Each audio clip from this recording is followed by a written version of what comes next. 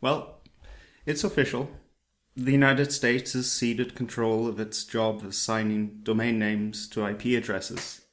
And now all the chicken littles are running around the farmyard informing us that the sky is indeed falling down. Never mind that they're completely wrong, and that the freeway of information exchange will simply mutate to circumvent any tyrannical attempt to shut down our sites and services with completely independent and innovative solutions such as blockchain. No, never mind that at all. Dave Cullen and other likely agents of the matrix of distraction have to whip up the masses into another journey down the garden path while real travesties and violations go unchecked. But let's pretend for a moment that this really does spell the end of the internet. What if I don't give a shit? What if you shouldn't give a shit?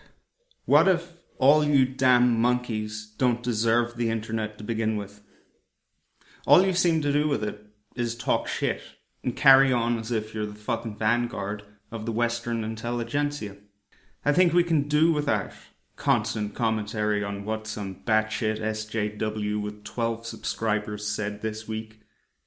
At least if the internet evolved to become something like cable television 2.0, I can put to bed all of those hopes that maybe one day it could be used to effect positive change.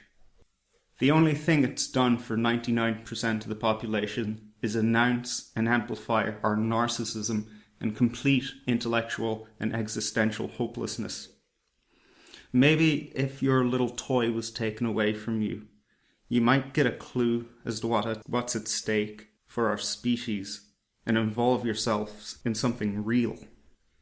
People like to talk about the internet as if it's some revolution in information in terms of guarding our civil liberties and allowing us to combat tyrannical abuses in remote places, and without it, we'd be dependent upon the mainstream media to tell us the truth. There's a degree of truth to that, but it's wildly over-exaggerated.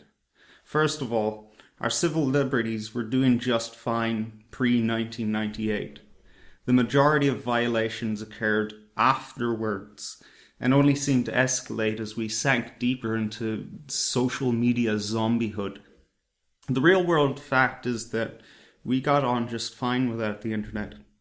Books were written, leaflets were handed out, conferences were held, protests were staged, political conflicts were won, and revolutions occurred. This is all thanks to a minority of us who were awake and devoted their time to informing the rest of us. The introduction of the internet has not increased that percentile, nor has it facilitated any noticeable change. It's still the job of the minority to do the hard work, and sure, millions of us are now informed, but so fucking what? There's so much of it that hardly any of us knows what to do with it. Information, that is. For the most part, we're information junkies, watching the world unfold around us, one tweet at a time. For the most part, it's a practice of narcissism. We feel like we've accomplished something when we learn of something terrible happening in the world and click the reshare button.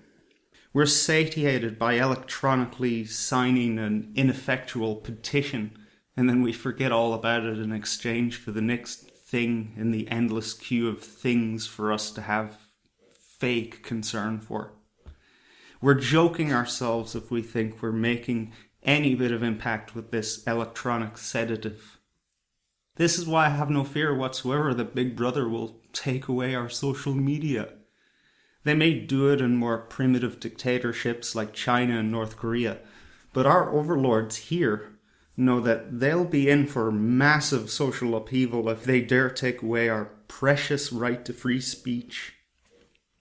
They know that in order to keep the frog happy as they boil it, a certain degree of bread and circuses is required. Drugs occupy an increasing number of us, computer games occupy an increasing number of us, and now they have the ultimate computer game for the more, quote, awake and aware, unquote, among us. social media activism. Keep us chirping away, going through the roller coaster of dopamine and cortisol spikes as we inundate each other with news of our barely perceptible demise, achieving absolutely nothing.